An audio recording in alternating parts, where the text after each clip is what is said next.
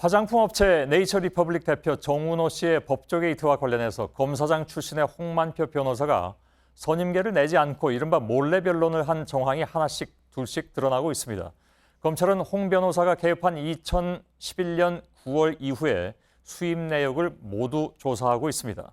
작년에 방위사업 납품 비리 등으로 재판에 넘겨진 이규태 일광공영 회장을 선임계 없이 변론했고, 저축은행 비리 수사 당시에는 후배 변호사에게 임석 솔로몬 금융그룹 회장 사건을 넘기고 수임료 절반을 받아간 사실도 드러났습니다. 1조 3천억 원대 피해를 낸 동양사태의 주범인 현재현 동양그룹 회장 사건 역시 선임계 없이 수임을 한 것으로 검찰은 보고 있습니다.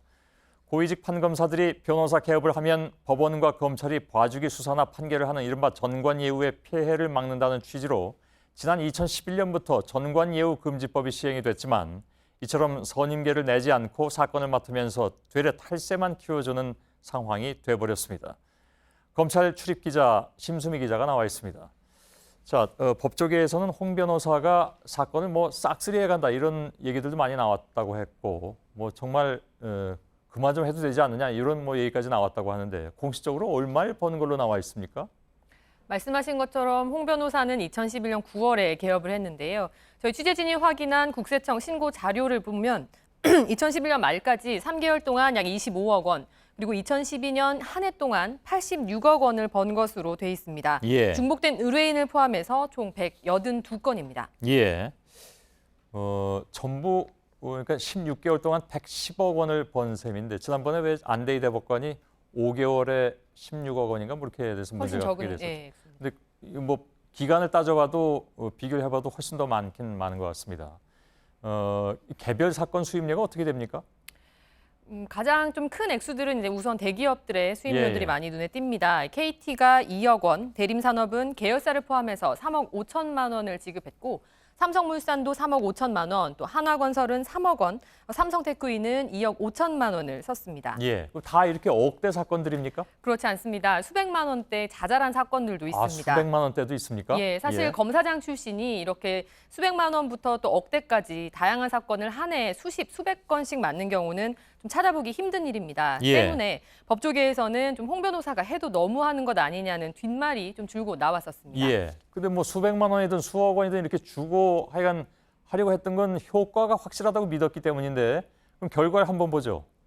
대림산업 같은 경우는 용인 경전철 비리 사건과 관련해서 수원지검 특수부의 수사를 받았는데요. 예. 무혐의를 받았습니다. 예. KT 같은 경우는 이 제주도 세계 7대 자연경관 투표와 관련해서 이석채 회장이 사기 혐의로 고발이 됐었는데 역시 무혐의가 나왔습니다. 예. 대기업 입장에서는 몇 억을 주고 해도 사실 아깝지 않은 셈입니다. 예.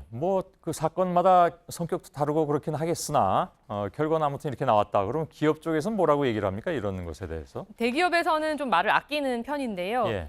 기본적으로 좀 정당하게 선임을 했고 또 최선을 다해서 사건에 임해서 또 무혐의를 이끌어냈다. 좋은 결과가 나왔다. 문제될 게 없다. 이런 반응입니다. 예. 근데 이제 문제는 선임계를 내지 않고 수임하는 이른바 몰래 변론의 정황이 계속 나오고 있지 않습니까? 예, 2012년 상반기에 홍 변호사는 솔로몬 저축은행으로부터 900만 원을 받았습니다. 예. 하지만 하반기에는 이 유모 법률사무소로부터 3억 5천만 원을 받는데요. 대검 퇴직 1년 이내이기 때문에 사실 이 저축은행 사건을 맡을 수가 없는 상황이었습니다. 예. 때문에 이 제한 규정을 피하기 위해서 후배 변호사에게 사건을 소개하고 그 수임료의 절반을 나중에 돌려받은 것이다. 이런 분석이 나옵니다. 예. 근데 하여간 그 선임계를 내지 않고 몰래 변론을 하면 세금도 안 낼 거 아닙니까? 맞습니다. 몰래 변론은 변호사로서는 사실 여러 가지로 편하고 또 돈도 많이 벌게 되는 구조입니다. 예. 문서상으로는 사건을 맡은 게 아니다 보니까 전임지 사건을 1년간 수임할 수 없는 그 전관예우금지법에 걸리지도 않고 또 세금 한 푼 내지 않아서 실제로 받는 수익도 많게 됩니다. 예. 때문에 나중에 이런 부분들이 좀 적발되지 않기 위해서 계좌가 아닌 실제 현금 뭉치를 선호하는 경우도 많다고 합니다. 예. 말 그대로 그냥 돈다발을 받는다 그런 얘기가 되는데, 모든 전관 변호사들이 다 이 정도 수준에서 버는 건 물론 아니겠습니다만 어떻습니까? 예, 홍 변호사 같은 경우는 워낙에 현직에 있을 때 그 재계나 좀 정치권 인사들을 이제 주로 수사를 좀 많이 해온 특수통으로 이름을 좀 날렸습니다. 예. 때문에 관련 수사 검사들에게 영향력을 많이 행사할 수 있을 것이다. 이런 기대감 때문에 워낙 많은 이 사건들이 좀 몰린 건데요. 예. 이뿐 아니라 그 구속된 고교 후배 그 법조 브로커 이민희 씨처럼 좀 그 유명한 법조 브로커들을 많이 쓰면서 그 좀 사건 수임 규모를 키웠던 것으로 보입니다. 예.